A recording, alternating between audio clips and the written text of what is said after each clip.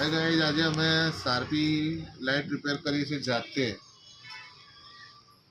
કોઈને રિપેર કરાવીએ તો કહેજો, અમે કરી આપીશું ફ્રી ઓફ ચાર્જ, કોઈ પૈસા નહીં લઈએ. પણ નવરા હોય તો હા ભાઈ, પાછું કે નાખવા થાય એના પૈસા કહી દેવાના. એ તો એવું જ ને. હા, એ તો મારા મિત્રોને ખબર જ હશે. ગપ્પક લાઇટિંગ બેઠા બેઠા જોઈ રહ્યા છે. અમનભાઈ શાર્પી ઉડાવી છે આજે. ના ના ના, આપણે નથી ઉડાવી. ઉત્તરાયણ વાળાની મોજ અને આપણાને સજા. તો બહુ નુકસાન થયું ઉત્તરાયણમાં. તારે આ લેમ્પ રિપેર થઈ ગયેલ છે, હવે શાર્પી ચાલુ કરી અમે. મિત્રો, આજે જનરેટરની પાઇપ અમારી લીકેજ થઈ ગઈ છે. અહીંયાથી આપણે પાઇપ બદલીએ છીએ. હવે જે કોઈને જનરેટર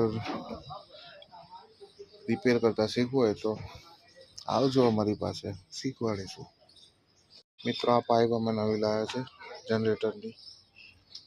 પેલી પાઇપની જગ્યાએ આ પાઇપ નાખીશું. હવે ફિટ કરી અને જનરેટર તમને ચાલુ કરીને બતાવીશું. બોલ્ટ બેનજો સાથે અને વાઇસલ ફરજિયાત મૂકવાના આમાં. અને અહીંયા કમ્પ્લેટ ધીરે હાથથી ટાઈટ કરી દેવાના. અને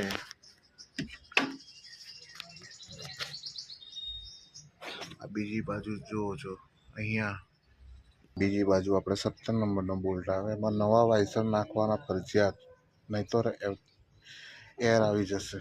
પાઇપ ફિટ થઈ ગઈ છે. આ પાઇપ આપણે થોડીક ઢીલી રાખવાની અને અહીંયાથી આ ડંકી આમ મારશો એટલે આમ ડીઝલ આવશે, એર આવશે. એટલે ડીઝલ આવી જાય ત્યારે આપણે ટાઈટ કરી દેવાનું અહીંયાથી પાનાથી.